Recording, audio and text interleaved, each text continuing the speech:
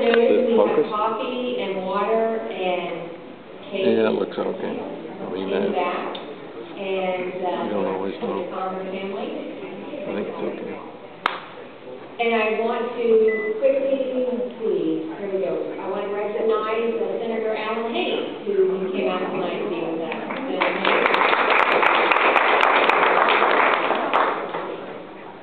I'm Leslie Campione, and with a group of women here in Lake County, who we're calling ourselves Women4Romney, we organized this event, and fortunately we have 3 panelists tonight that are going to take on the very difficult and controversial issue of Obamacare and Medicare and the taxes associated with Obamacare, and help us decipher and navigate through the questions that we all have and continue to be raised, and hopefully sort through fact and fiction and myth and propaganda and get down to the truth, because these are 3 people who live with this on a daily basis. We have 2 doctors and a tax attorney, so I think we're in good hands. And without further ado, let me first introduce Dr. Tim Moore, who is a cardiovascular surgeon in Leesburg, lives here in Eustis. And Tim is going to make a presentation, and then we're going to move on after that to John Feldman, who is a tax attorney in Severi with Coffin and Feldman. And then after that, Dr. Jack Cassell, who is a urologist in Mount Dora. And so without further ado, once we have their presentation, then we've gotten through each of their presentations, we will move to a question period. So then we can delve into any questions that you have and that you want to ask our panelists. So without further ado, Dr. Tim Moore.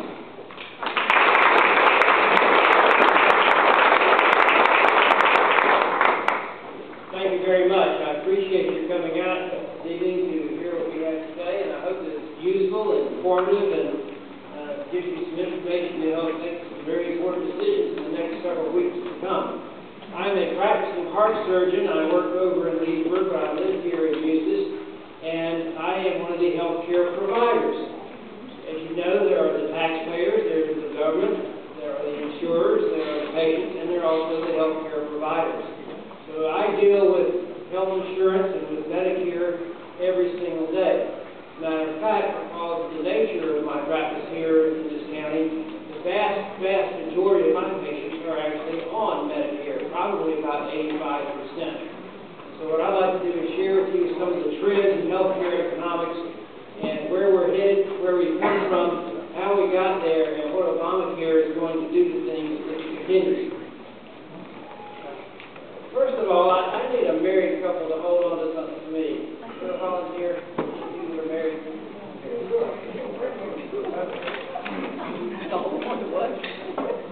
I want you to hold on to that for me, okay? Thank you. You gave her $1 to keep. The title of my talk is The Nightmare of Obamacare.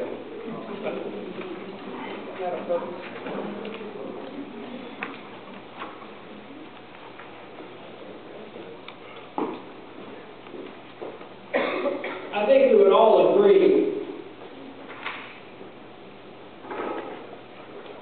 that our healthcare system is in trouble. I don't think there's much dispute about that. What I would like to show you is why Obamacare is the worst possible solution for our healthcare problems. I'd like for you to understand how we got in the shape we're in.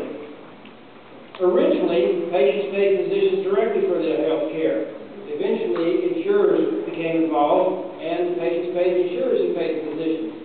After World War II, because health insurance became a deductible expense for employers, the employers began paying for insurance as a benefit for workers.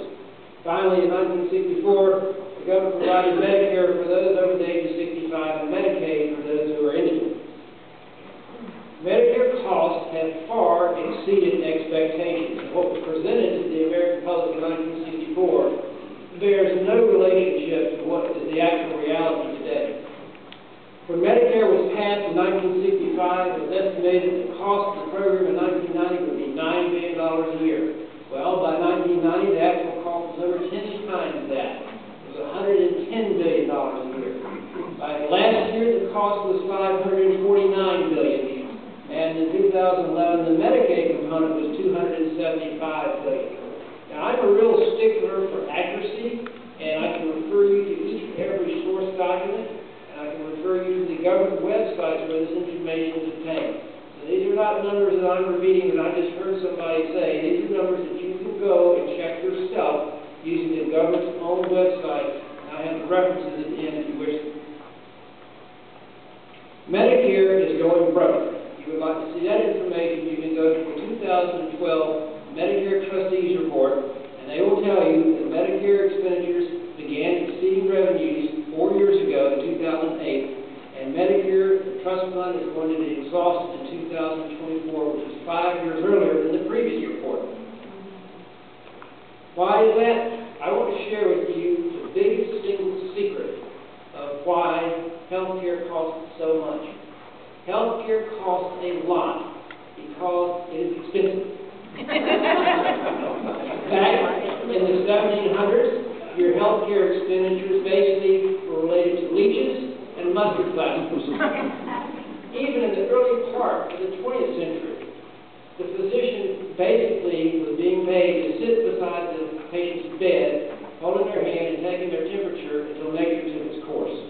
Healthcare is not like that anymore. We have heart transplants, kidney transplants, and maybe one day brain transplants. We've got dialysis for people in their 80s. We have artificial hearts that are on the horizon. We have phenomenal technologies that we simply did not have before. MRIs and CAT scanners and testing that can be done ad infinitum. If we wanted to screen people for genetic disease, we could sequence everybody's genome, and that would cost $1 million per person. Healthcare is expensive. It's much more expensive now than when Medicare was begun. And if you would like to return to 1964 prices, you would have to return to 1964 quality medical care. The second thing is that more people are living longer and using more health care. In 1901, the average life expectancy was 49.5 years. By 1940, the average life expectancy was 65 years. However, in 1965, when Medicare was passed, the average life expectancy was 70 years. So basically, you got on Medicare at 65 and you died when you're 70. Currently, the life expectancy is 78 years, but if you make it to age 65, you make it to Medicare age, your life expectancy is now 83 years. By extending life expectancy, we've created an entire class of people who will have decades to develop health problems that need to be addressed. I see this in my practice all the time. We operate on somebody that gets bypasses when they're in their 60s. By the time they're in their 70s, we clean out their carotid artery.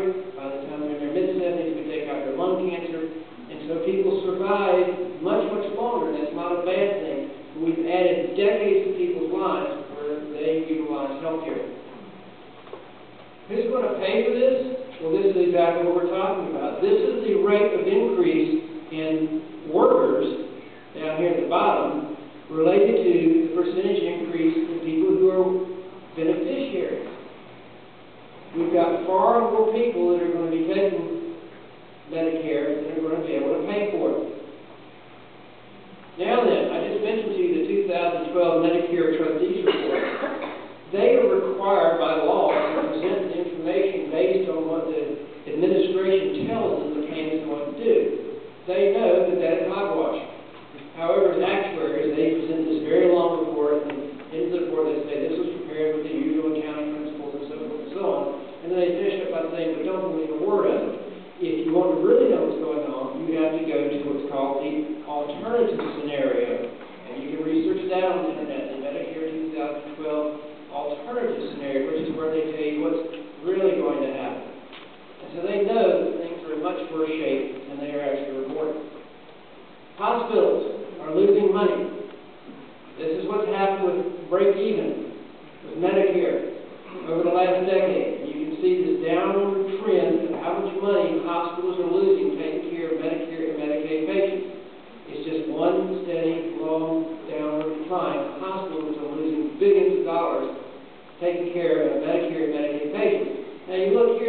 oh, there's a ray of hope that's actually gone up. But this curve is scheduled to start back on this downward trend like that. It's going to really, really fall off under the current plans. Medicaid, on the other hand, pays even worse than Medicare. Now, why is that important? Because Obamacare is going to add many more people to Medicaid. And in many states, Medicaid is actually the largest item on the state budget. And because this is going to be such a burden on the states, 30 to 40 states will refuse to participate in the Obamacare exchanges, and the federal government will then come into your state and set one up federally. And for the people of the state of Florida, you can look down here and see that we're one of the yellow states, and that means that Medicaid pays less than 70% of Medicare. So all those numbers that I showed you for how bad Medicare is for paying hospitals, Medicaid in the state of Florida pays 70% of Medicare. It's far, far worse. Dr. Moore, it might be pertinent to mention also that the Medicaid budget in Florida is $29 billion. $29 billion, and that's still 70% less than the Medicare fees. Right, and that's only going to, that burden of the state is only going to increase under Obamacare as more people are added to the Medicaid rolls. That's right. Currently, Medicare reimburses hospitals approximately 90% of what it costs to care for Medicare patients. So the hospitals are losing money taking care of Medicare patients. And you remember the slide I showed you, the little bars that are going down. But here's what's going to happen.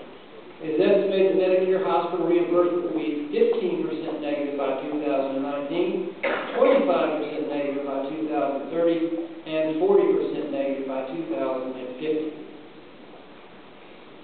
Doctors are losing money. I'm a healthcare provider, I'm a physician. This is what it's costing to continue to run our practice, to pay our employees, our assistants, our nurses.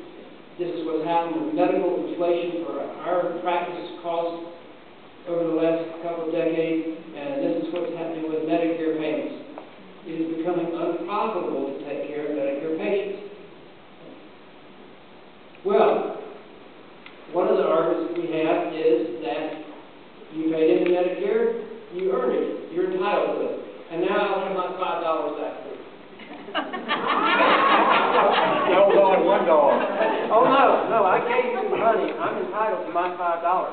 I'm entitled to my $5. I gave you this money. Okay. This is my money that I earned. I didn't earn any interest over here. You trusted the government with it. Let me explain to you the problem here. If you look at a married couple over the course of their lifetime, this middle bar is Medicare. A married couple will take out of the Medicare system 5 times what they paid into it. That is one of the reasons that Medicare is going broke. People are utilizing health care, they're utilizing expensive health care far greater than they're paying into it over the course of their lifetime of Medicare taxes. Something has to give. The argument made by the Democrats is that Medicare as we know it is ended. And if the Romney-Ryan administration comes into effect. That technically would be true. As a matter of fact, we could also say that if Paul Ryan and Mitt Romney are elected on Wednesday, November 7th, the sun will rise at 6:34 a.m. You can check the tables, and that is an absolute fact. Medicare, as we know it, is ended. It has been ended for a long time. It's bankrupt. It is currently ending. It is going to end, as we know it, if Obamacare is repealed and we continue as we have been doing. It's ended as we know it if the Romney-Ryan plan is enacted. And it is also ended if we get Obamacare, which is the worst possible solution. Obamacare is going to potentially destroy Medicare. Obamacare takes $716 billion from Medicare. You can go on the internet and you can research the Congressional Budget Office and their report to Speaker Boehner that shows that. I actually have that source document. Let me ask you a question. Who here would like to cut their home mortgage payments in half immediately? Right, here is how you do that. The next time you get your mortgage bill, you write them a check for half of what it is they're sending you in that bill. That's all you gotta do, just pay them half. You immediately cut their payments in half. The point I'm trying to make is that what Obamacare is doing is not reducing costs. They are refusing to pay the cost. There is a certain cost of delivering this high technology, expensive health care to millions of Americans. And Obamacare is not reducing that cost. They are simply refusing to pay the cost. They're taking $716 billion out of Medicare to fund Obamacare. I'm going to sort of finish up here and talk just very briefly about the iPad. This is called the Independent Payment Advisory Board. Obamacare wants to reduce the cost of health care. So they have a board of 15 members that are appointed by the president. So this is done by the executive branch. Well, throughout the history of Medicare, when Medicare payments to hospitals and physicians are determined, that is done by your elected officials, your Congress, your senators, your House of Representatives, who pass bills and determine how these health care programs are funded. And what has happened with Obamacare is they've created this Independent Payment Advisory Board, which is 15 people picked by the executive branch, not the legislative branch. These are not elected officials. These are appointed officials, and their job is to determine how to cut that money out of Medicare. So, indeed, the future of Medicare and payments is going to be determined by presidential employees. When we look at this overall system that is going bust, going bankrupt, when it's headed into complete fiscal collapse, the conclusion is going to be that we are not going to be able to deliver the maximum amount of health care possible to all Americans. It's not going to be sustainable the way it's going. And so you end up having to make a decision as to who chooses who gets what. And you can continue with Obamacare, and there will be a presidentially appointed panel that will choose who gets what, or you can go in the other direction towards a free market where people are given vouchers and they get to make a decision what to do with their money and with their health care. I'm not going to go through all of these. I just want to briefly mention them. They're going to be covered by other speakers who are going to go into more detail about this. But there's obviously an individual mandate penalty. Insurance costs are going to skyrocket because of the mandates that they are given to cover people up to the age of 26, people with pre-existing conditions, and all sorts of other things. They're going to cause insurance costs to rise. There's going to be higher taxes on small business owners. There's going to be tax penalties on small businesses. There's going to potentially be tax penalties on individuals.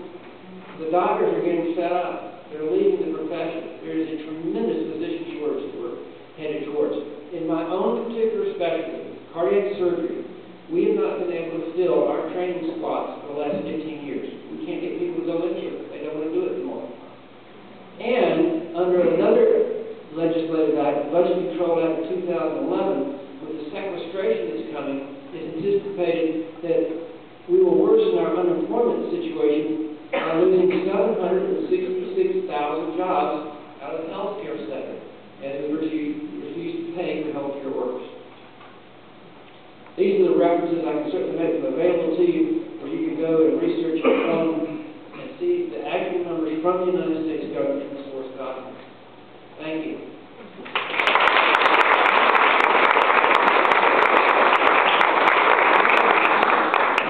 Now I've John Feldman to come up.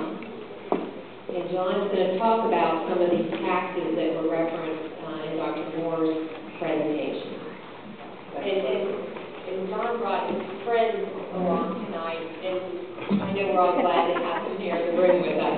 When I have clients come in now, I let them get a picture taken with Ronald Reagan. Very popular. And I folded them in two and had them sit on my paralegal's lap, too, got a picture there. It's fun to work for me. First, just a couple of general things. I'm going to go real quick. And I'm not going to go through all these taxes that are listed, but I want to hit a couple of them. Then we can go into a more when we have questions on them. From a macro level looking down, 17.9% of our gross domestic product goes to health care now. If anything's going to fix anything, we need to be looking at shrinking that percentage. Because between government, which is at 42% now,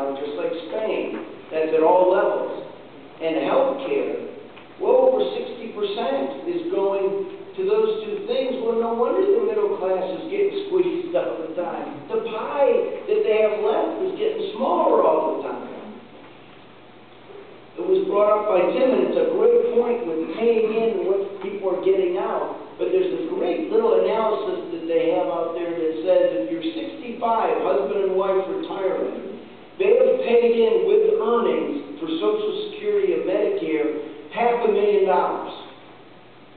They will cost $1 million, but their $500,000's all spent.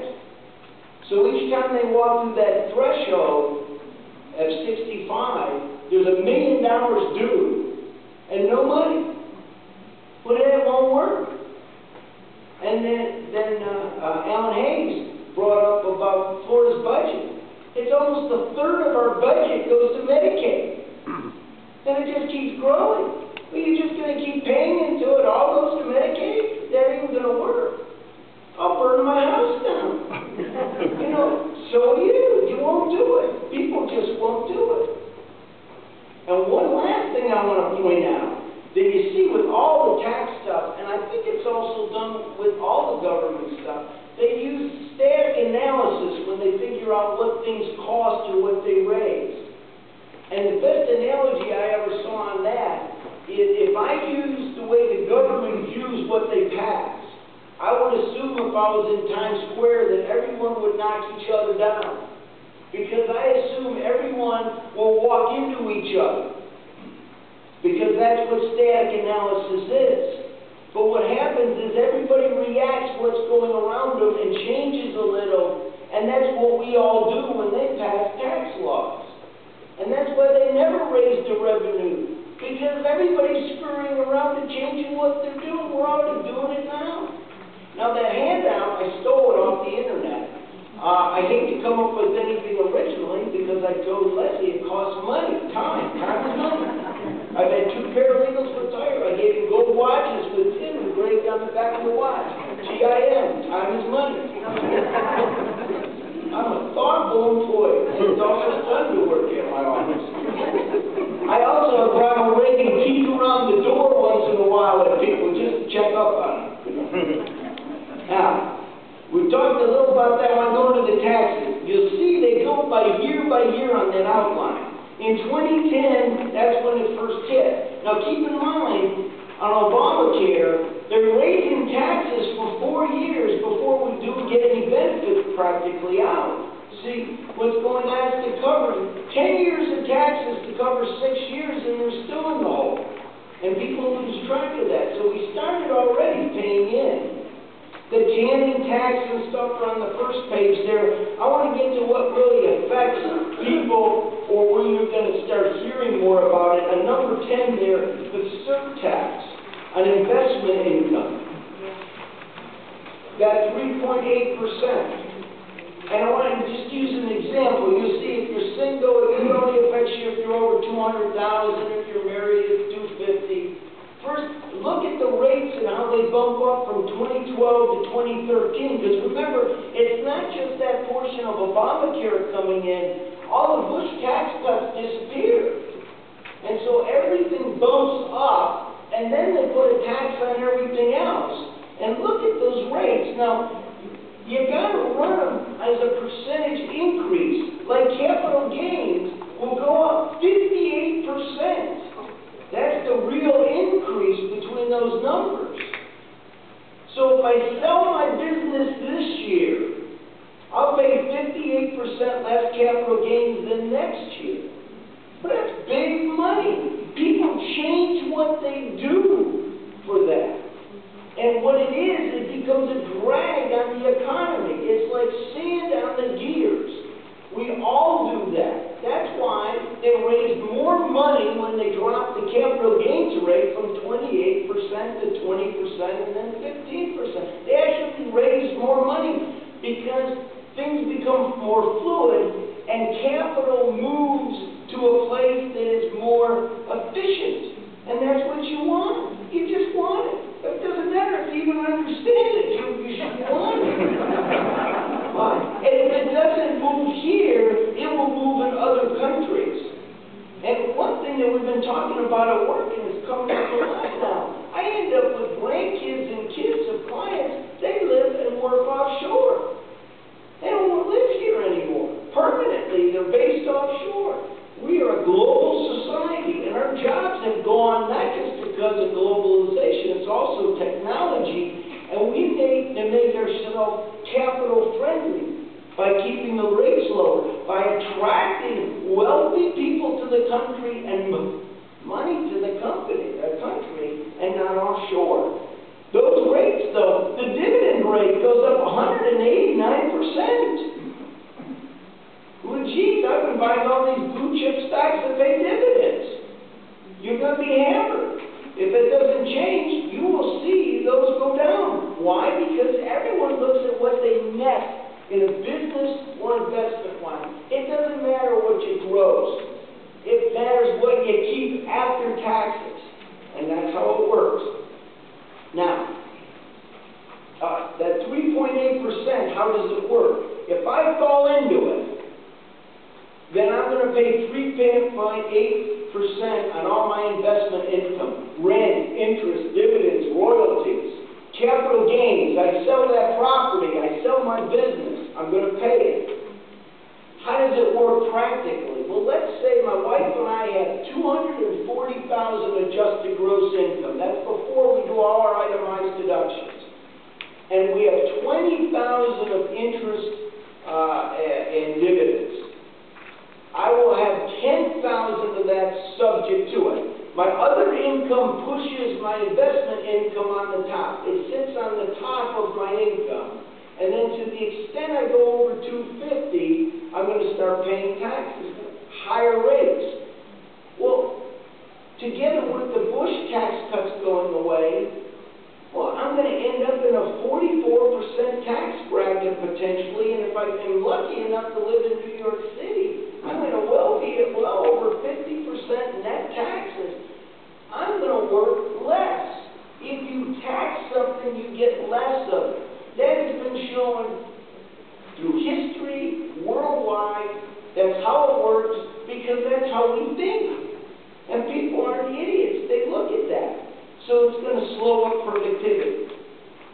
It's just going to happen. And we should be encouraging it. When they talk about flattening the tax, broadening the base and lowering the rates, that's exactly what our pal Ronald Reagan did.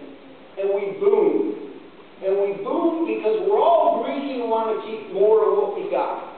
And they're not, that's our money, not their money, and we want to keep more of it. And when you can keep more of it, you'll work harder, and if you get less of the tax at the top, you'll slow down. They've shown in more than one study in Europe, the Europeans would work more if they could keep more. It's when they hit the higher brackets, they just stop working. If they could keep more, they'd work more. Well, we're the same way. But we're turning into Europe. Now, that's the investment income tax. How about the Medicare tax, number 11, the payroll tax? That is for earned income. If my earned income is over $250,000 or $200,000, whether I'm single or married, now I'm going to have on the employment, my taxes, another 0.9% added on to what I'm going to owe in taxes. And by the way, it's just like my Social Security taxes and my Medicare taxes now. I pay taxes on all that. You've always paid taxes on your Social Security taxes and Medicare taxes. You don't get a deduction on your return anyplace. It's a tax on a tax. Well, they've added another one on.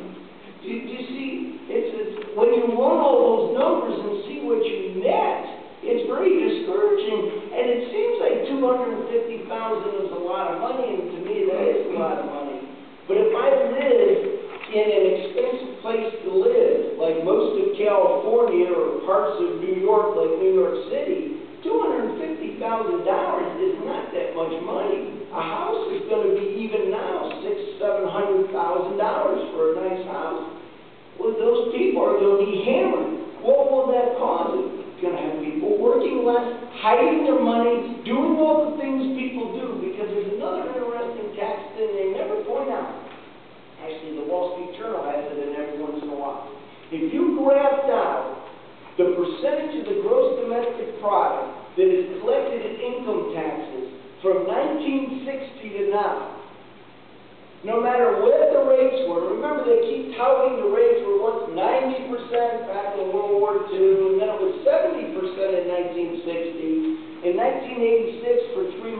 we hit 28%, then they started jacking them up again.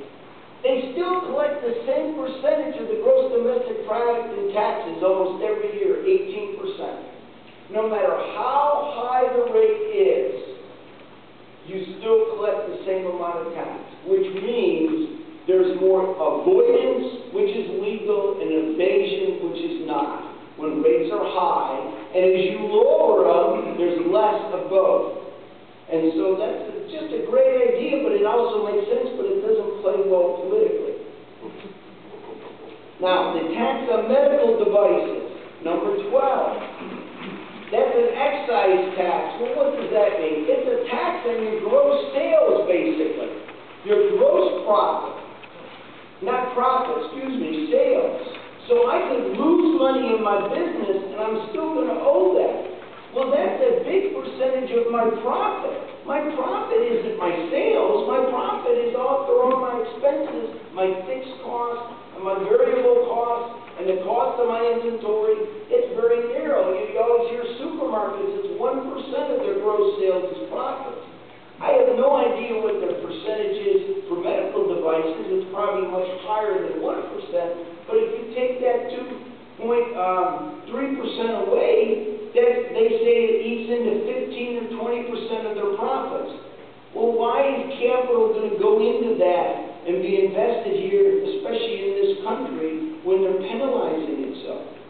Next thing, and then I want to go, but I don't want to cut Jack off here, or the question thing. I want to go to the mandate, the individual mandate. That's 17. That's on the next page.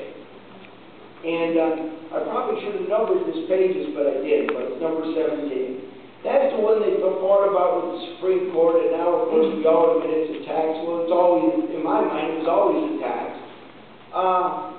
Look how that kicks in, and you'll say, well, that's not too bad, $695 in 216. Well, that's great, but it's 2.5% of your adjusted gross income. So if you have $100,000, it's going to be $2,500.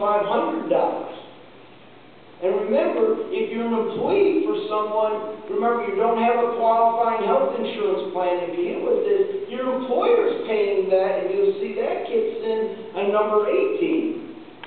And then I was talking to Tim about it, and in some cases, you'll get hit with a $2,000 per employee penalty if you don't have a qualifying health insurance, or a $3,000 per employee. Well, when you start adding all this together, why would you want to hire anybody? And you saw it in Orlando Sentinel, which I don't get anymore, but I saw it on the internet. I canceled it. I couldn't stand it.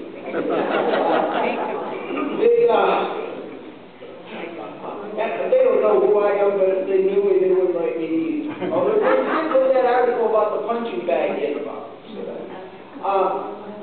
In there they were saying how Darden is now looking at having all their servers go part-time. Well, why do you think they're doing that?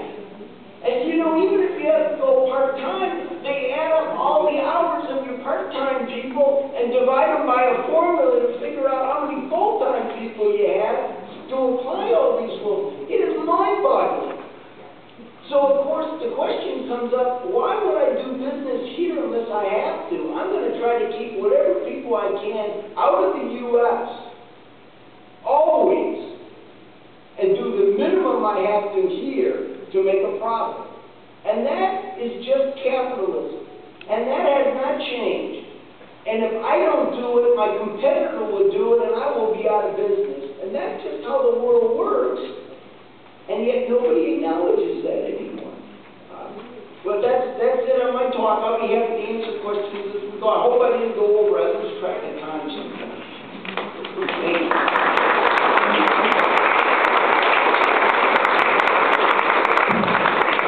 Our last speaker tonight is Jack Cassell. And hopefully Jack won't say anything controversial tonight. Thank you very much. There is some good news about Obamacare, though. You can keep your kids on their policy until they're 26. I want to cheer somebody up after all that. Okay. This has been the longest 4 years of my life. I'm sure most of you feel the same way. Can't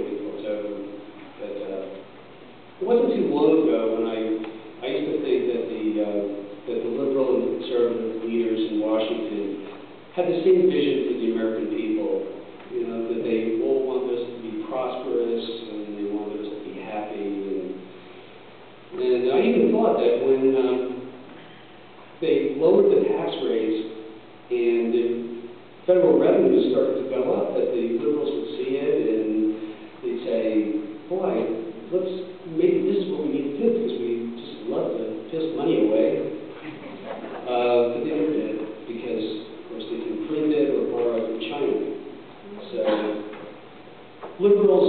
national liberals these days have one goal. And I'm going to get a little serious here, and I really believe this, that their goal is perpetual political power, and that's it. They don't care about people, and in fact, they want us helpless, afraid, and locked up in our houses, just paying our bills. And I feel that Obamacare is instrumental to this end. The essence of Obamacare, I think everybody kind of knows what it's about, but it's huge. I mean, it's thousands of pages. It's a couple thousand regulations. I mean, new laws that tell the providers how to practice medicine and what they need to do. Like, we really need that. I mean, we haven't needed it so far, but we need 2,000 laws. 120 new federal departments and 50,000 new Democrat voters, federal employees, of which 15,000 are IRS agents. And I think there's about 15,000 FBI agents too. No new doctors though. No, you don't want that. No doctors. And I remind you that the baby boomers are coming in, starting in the last couple of years. Baby boomers are kind of the end of it, more than 54. And as everyone has made mention of, $700 billion coming off the top. Medicare takes care of the elderly and the disabled. The people that need health care. 25-year-olds don't need health care. Maybe they need major medical, they need some kind of catastrophic thing, but the elderly are the ones that need it. They're the ones that get sick. And the providers are the ones that are going to get hit with this $700 billion cut. The providers, as Tim said, are people like Tim and myself, as well as the hospitals. Okay, so what happens when hospitals all of a sudden get cut? Say they get cut 20%, right? They get 80% of the money that they're used to. Well, their maintenance fees for their CAT scans go away, and their employees, because the essence of the hospital care is nursing care, really. That's the first place they cut. I mean, all of a sudden, one nurse is taking care of 6 people instead of 5, and we see this every day. Doctors are supposed to get a 15% cut right across the board, as Tim's slide showed. I mean, we can hardly afford it. 20, 30 years ago, doctors were rich. I mean, it was like very lucrative. But we have very inefficient businesses, and we can ill afford a 15% cut over the next couple of years. And that's going to be followed by a 40% cut in the not-too-distant future, which means that doctors are going out of business. Other people are not going to want to be doctors. So this is the essence of Obamacare, to limit providers. So there's no provision of health care. People aren't going to be taken care of. And that solves that whole longevity problem that Tim was talking about. People aren't going to, this is serious. I mean, they are basically, this is the death panel stuff. They're killing, they're going to kill the American public. The lifespan of the average American will be shortened without a doubt. And that's what Obamacare is meant to do. That, besides taking money away, it's thievery. So one major point is that there's a world difference between having a really good insurance policy and actually having health care, having access to providers. So Obamacare on paper, you're going to have this, that, and that. No, you're not going to be able to see a doctor for 9 months. You're going to die before that. Let me just make one mention of IPAD, and then I'll be all done. I found this online. This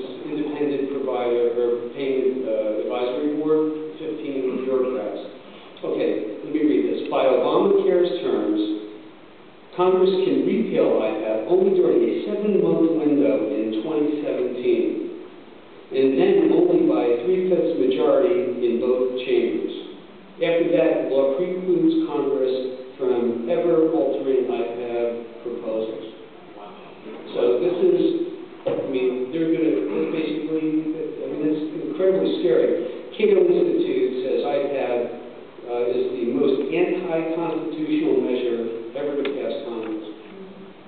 It's war. So this is why, this president has to go away. We've got to get rid of this thing. They really slipped one right to us, didn't they? So that's really it. Thank you.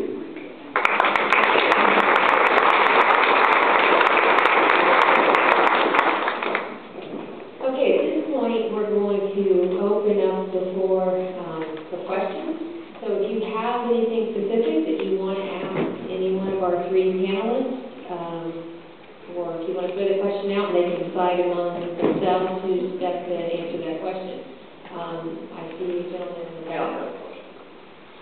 We've seen all the disaster from it.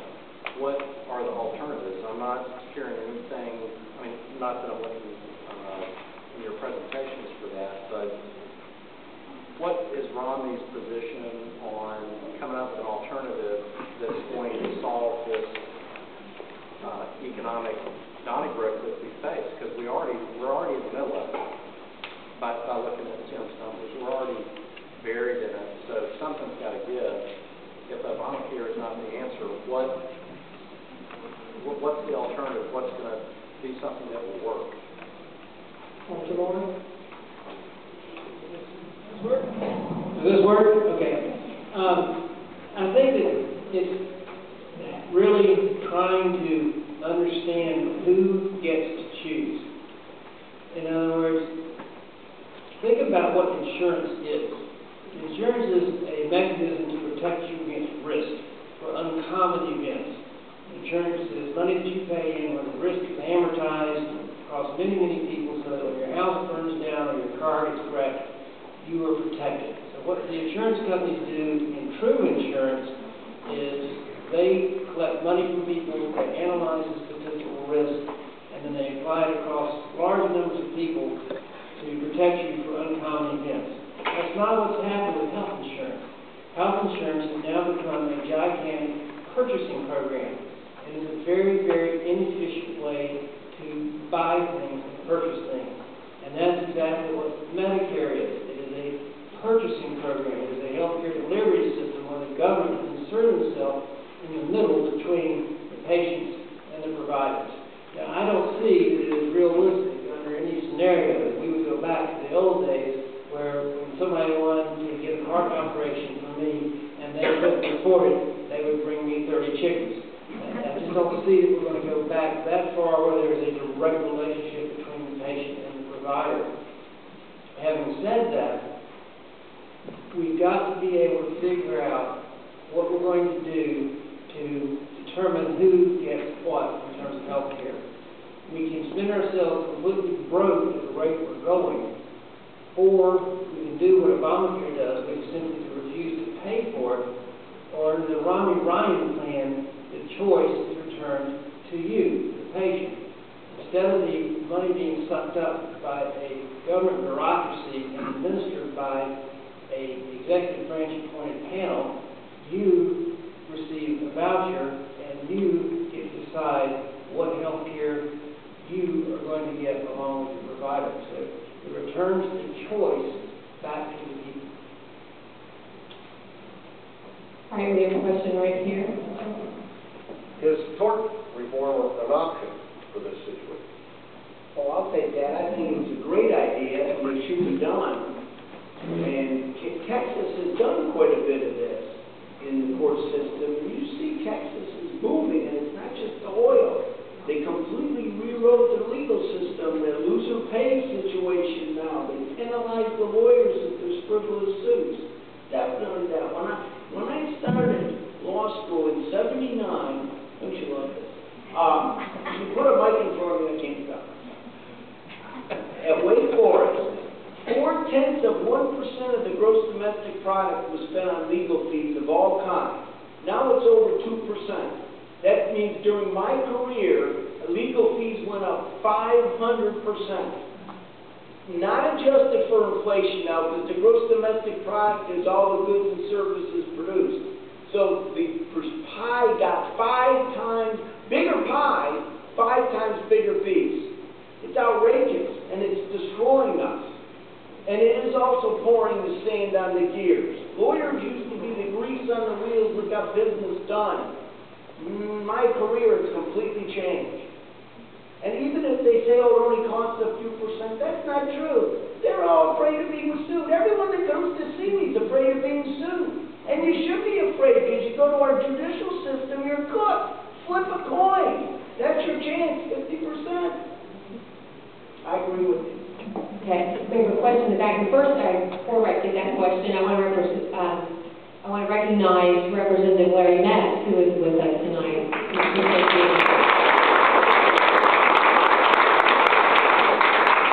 Mr. Means. I'm just curious if, what your opinion is of the possibility of implementing healthcare cooperatives where members oversee a paid staff to reduce their health care.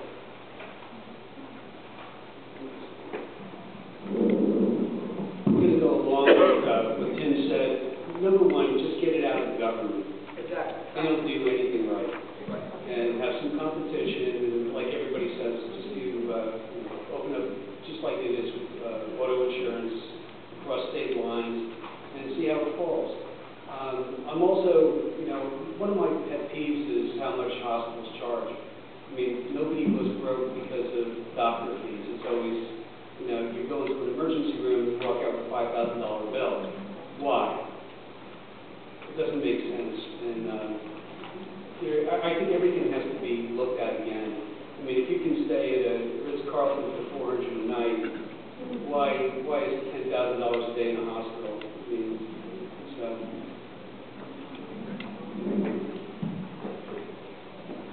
More questions? Leanne. Jack, that information you shared about iPad was really terrifying. And I'm wondering, so Romney Ryan get in, and Romney says day one I'm repealing Obamacare, but it sounds like that one piece, and are there other pieces that we're stuck with, for a period of time? I mean, how does that all shake out? That's a really good question. I would imagine that it is, if you want to just take IPAB out alone, you would do it during that window. That's what it sounds like to me. But if you take out the entire bill, I would assume that would go along with it. I think John. One of the principles of government is that one Congress cannot bind another. You can't pass a law that says, from now on, you can't change it. The language in the IPAB portion is extraordinarily terrifying. I did not go into it in extreme detail, but basically what happens is that the IPAB says, we are going to cut money, and here's how we're going to do it. And the Congress is allowed a window to come up with an alternative. And if they do not come up with an alternative that's approved, then whatever the IPAB says becomes law. It becomes legislation, and that's why you've got the executive branch making legislation. And this whole thing, as was mentioned, is terribly unconstitutional. You cannot bind future Congresses with your own laws. So I think there is hope that a subsequent Congress could overturn this. And there may be future constitutional challenges, too, as some of the issues become right as they're actually being implemented. That's a possibility. Okay, other questions? And I'm going to bring the microphone because we are trying to take this, so I want to make sure sorry I didn't do this sooner, take out the questions on this. Okay. Back to the tort reform issue for just a second. Would it be fair to say that until we change the Supreme Court of the state of Florida, we won't have any meaningful tort reform in the state? What I think personally? Well, yeah, I guess you can vote against the 3 Supreme Court justices.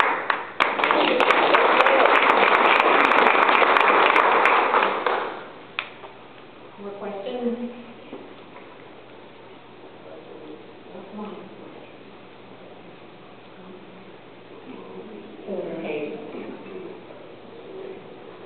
Based on your experience and your opinions, I know that this is not the silver bullet, but what impact do you think we would have if we got rid of the managed care companies?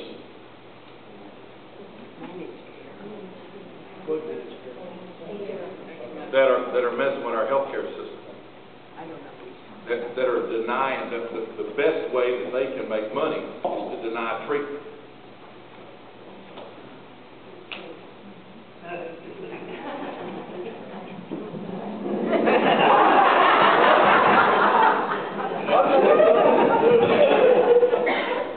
I think we just need to start over. HMOs basically just skim 5% off the top, and they're really not needed. I think it's not a free market solution. So I think they need to go away. I think HMOs, wherever they have been tried, have proved to be extraordinarily unpopular. And in most places, they have gradually dwindled in terms of a true HMO. And of course, that same principle keeps popping up over and over again in different forms of managed care. And I agree with Jack that the simpler you can keep it, the more the patient has the choice, the more the patient is directly responsible, the more the patient is directly involved. The less the government is involved, the better off we're going to be.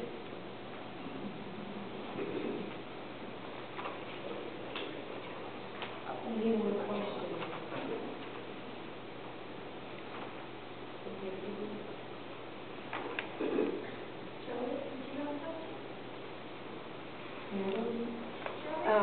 I have a tendency, okay.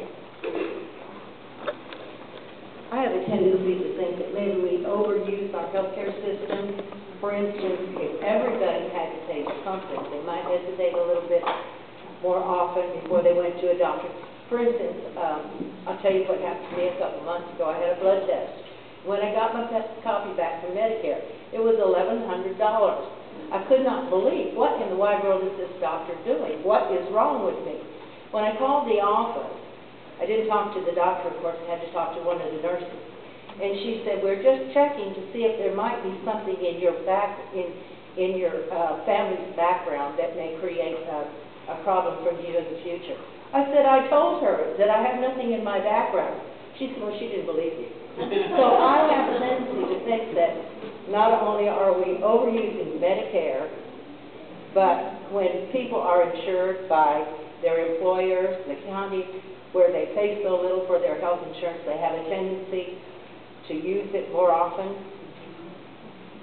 I'll take that one. And I'm going to tell you. Everybody needs to have skin in the game. Every problem we have in this country is because the people didn't have skin in the game. And healthcare is a great example of it. And the best thing that Bush did to healthcare, but he did it in his second term, was the health savings account. They're great. And we should be able to have a $50,000 deductible health insurance, just like you were saying, for the big stuff. And then I shop for my health care and I ask something that no one ever does. What does it cost? We need to have little filmings out there checking. And that is correct. And I've been told by many general practitioners here in Lake County for years, their busiest month is December and their slowest is January. Because of the Medicare deductible. For God's sake, it's $150 now, I think.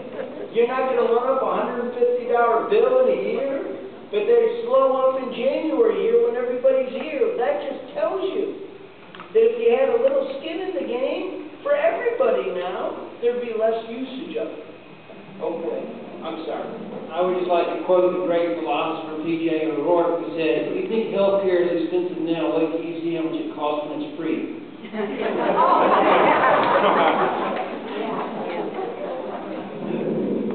always think it's humorous when somebody comes in and they don't want to pay a $20 copay, but they'll take the car in and get the front end fixed for $180. I mean, what does your car cost yearly? Doctor bills are really not that expensive. I would imagine when we do surgery, it's a little bit more, but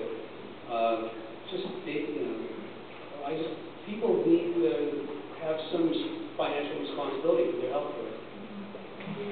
John, could you comment on, you referenced the healthcare savings accounts. It isn't part of Obamacare that they reduced the amount that you could... They're going to reduce the amount you can put in and what you can use it for. Right, so what does that tell us? I mean, they're actually taking more skin out of it. When they first passed it, the insurance carriers hated it because they make their money handling money. And if everybody built up $5,000 to $6,000 a year into their account for years. When they're young, they have this pocket of money, just kind of like a Roth IRA that can be used for your health care. They could continually bump up their deductible on their health insurance, and they hated it. You couldn't even set one up the first year. No, there was no one around to do it. It was a great idea, but we never might have had Obamacare if it would have been done early in Bush's first term. But nobody ever pushed it in the second term, and now they're trying to kill it off. And the great thing about the health savings account is, again, it returns the choice to the patient. You've got to choose how much money you set aside. You've got to choose what you spend it on. If you decided that you wanted to pay your $20 copay out of your pocket and leave the money in the health savings account for something else, then you could do that. But the problem is, as far as Washington's concerned, that's just too much choice for people to have. They don't have the money to operate on.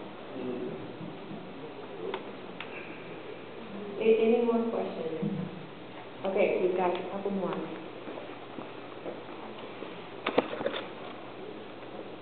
We've heard critics of Obamacare say that the real intent of Obamacare is to move us to a single-payer system.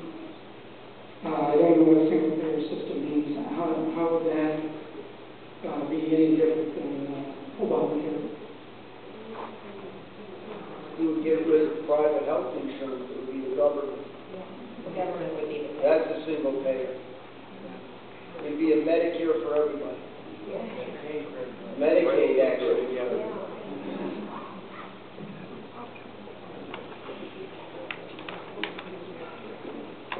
I had a huge argument with my sister this week. She's fighting this and the thing is, all she kept thinking of, it's free. It's just what you said, it's free. So I want free health care.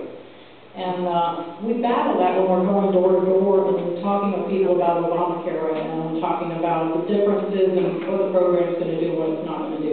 I'd like to get some simple little discussion points to kind of have those dialogues with people, and I don't know how to go about doing it, because it was a hard battle, and this is what the public's hearing. It's free, okay? And, that's what the 40, 50% of people are hearing. Oh, I'm going to get my health care free, Jackie wants to talk about it, because that was part of what one of your last statements were. If you can't get to a doctor, if there's not a doctor that's available, you can have free health care, but you can't get a doctor to treat you. Basically, it could be the doctor bottleneck. The people that don't pay taxes and take no responsibility just want to be taken care of. I always say the liberals are stupid, naive, or lazy people. That about covers it. Do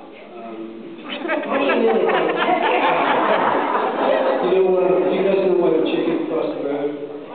Because it's Bush's fault, and you're a racist.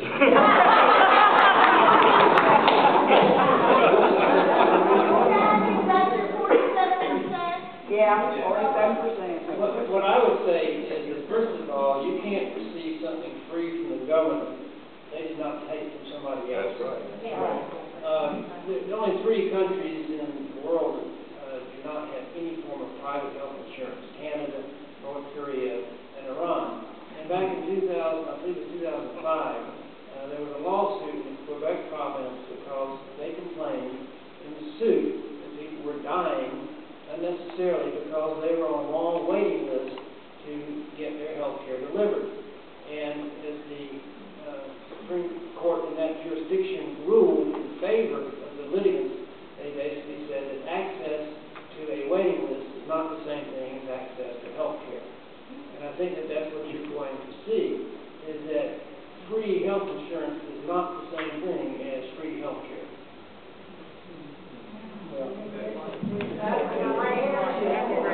My experience down in St. Pete when I was a young little lawyer in the 80s is all the Canadians would come down there and they'd wait to have all their health care stuff till they came down there and they paid all my docs cash. They loved them. And I'm such a cheap son of a gun. I used to wonder, well, why don't they get it free up there where they would say, first of all, they can never see anybody. And then when they got somebody, they inferior. And so that's the response. You're going to have inferior care. You pay what you get for. And I think what will turn into if Obamacare stays in, my family will have health care treatment outside the country. That's where we'll be going. You'll be going to resorts and places to have your health care done. That's how it'll work. You won't have a choice. Because the best and the brightest will go where they can make money and live well. And I don't blame them. And there's a neurosurgeon that dumped Medicare. And I had a client who's also related to me complaining that he wouldn't redo his back. When you guys worked, did you just agree to be in serfdom and you had to do this, or did you have a choice to quit and do something different? Well, doctors are no different. And that's how it is. But in Canada, they do have a choice. They either stay there or they leave. And the best and the brightest leave. Because they can make more money someplace else. We all do. That's why my clients' kids and grandkids, they're working overseas now. We should be keeping them here. But we're setting up a system that punishes productivity. Of course, I'm an Ayn Rander now, so I'm... Okay, we've got a question back here. Comments? Yeah, I think if Hershey's thought Obamacare does stay, they're not going to allow a two-tiered system. Right now, if we decide that we don't want to take part in, we want to opt out of Medicare, we can do that. We will not accept any insurance whatsoever, and we have to wait 2 years to get back in the system if we want it. They're not going to allow that. The next step, if Obamacare in 2014 is fully implemented, they'll make a rule that you either take it or you don't practice medicine. That's the way it's going to be. Okay, we have a question here. My name is Don Livingston. My family and I lived in England for 6 years. Came back a couple of 3 years ago. And we were subject to the NHS for 6 straight years. And you were talking about Canadians leaving to get medical care. In England, the waiting lists were so long for critical operations that many Englishmen, would go to France for their operations because the waiting lists were so long. And they have a reciprocal agreement in the EU for medical aid, and the Brits would go over to France for their critical operations. That was a comment. The question is are there any brave, open-minded Democrats in the room, or are we preaching to the choir? I just wonder. No? Brave enough to raise your hand?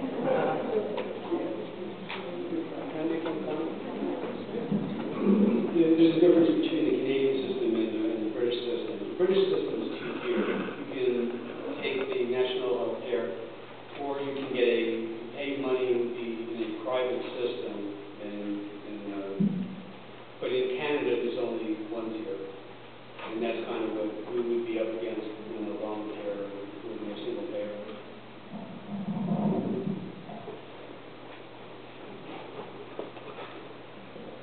As for the veterans coming out from the war, and those that are rated 30% or more currently receive free medical care through the VA system.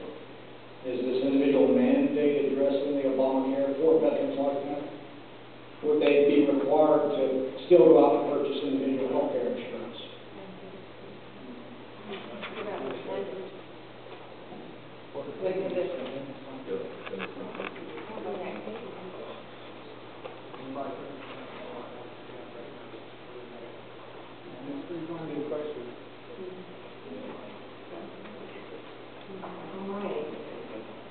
Haven't heard that addressed yet. So do you all have any parting comments? What you kind of did, and based on the question of whether we had any folks here tonight that were not supporting Romney and Ryan already, it doesn't look like we do. So that means that we've got to go from here and reach out to people and talk to people and continue doing the door-to-door walk. There are multiple opportunities between now and the election to get out and walk door to door. The local, our Lake County REC, our Republican Executive Committee, can provide you with walking lists if you would like to go out in your own neighborhoods, and so you can make contact with the RIC. Diane, do you want to talk about that a little bit? Most of you have my email address because I've been communicating with you. If you'd like to walk, send me an email. I'll make sure it gets to the right people so you can walk. Or you can make phone calls.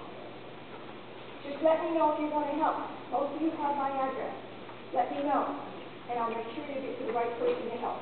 I think the exciting thing right now is we probably all felt the momentum shift in the last week.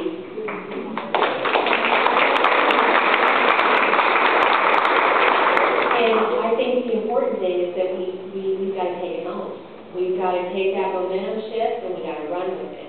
And that means getting out, making phone calls, going on walks, talking to people, strike up a conversation in the grocery store, in the dry cleaner. Any chance you can to talk it up, because I think that it's contagious. And if people see your enthusiasm that we can turn this country around, and we get the right leadership in place, and we've got a guy that's running for president who, as Leanne Congress said, she said, everything he touches turns to gold. This guy is successful. He knows how to make things work. He knows how to fix things. And that's what I try to tell people whenever they say, well, I don't know about him. I said, this guy knows how to fix things, and this country is broken. And that's why we need him to be our next president. So thank you so much for being here tonight. Alan Winslow. I'd just like to say one thing. Romney seems to be polling pretty well in this county. Not good enough maybe to get the kind of votes that we need to offset South Florida, Jacksonville, and that area. But to offset Medicare or Obamacare, we're going to need a Senate and a House. And our congressman and our senator are both polling much lower than Romney right here in Lake County. So we need to do everything we can, especially that Senate talk. There's no way we can take the Senate back without winning the Senate here in Florida. So the word is out that, we could be jeopardizing both the House and the Senate if we don't get on top of both the House candidates and the Senate candidates. And you're referring to Connie Mack. Connie Mack and Daniel Webster. Both are polling less than Romney in Lake County, and they need a strong Lake County vote. Wow. All right.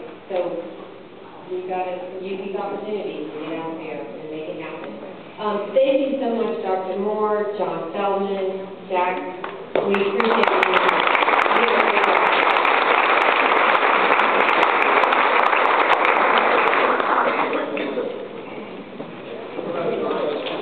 We have signs. Would you like me to take signs to get in the yards, or you got places to put them? We got some bumper stickers.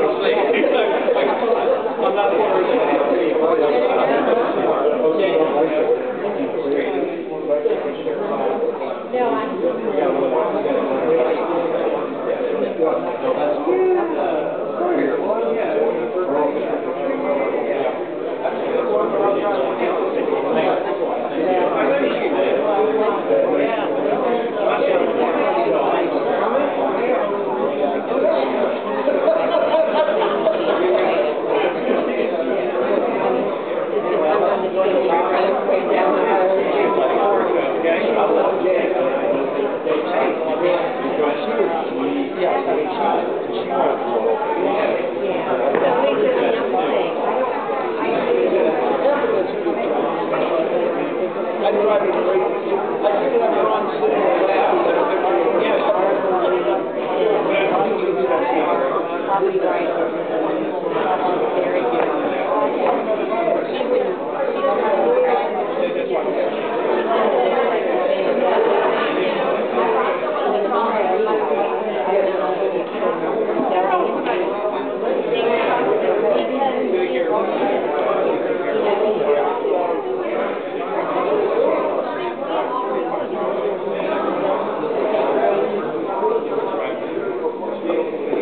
So anyway, we're out here.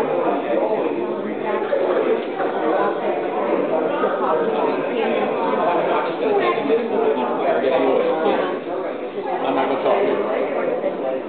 I do now. You got about 7. But anyway,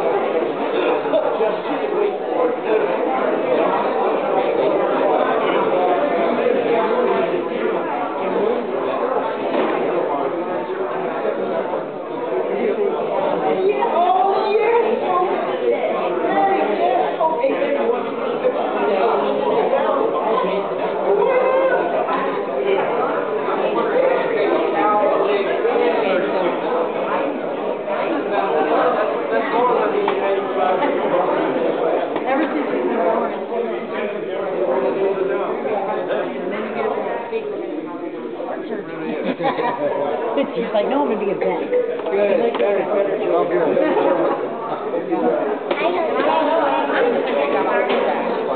First? Oh, yeah, it's excellent.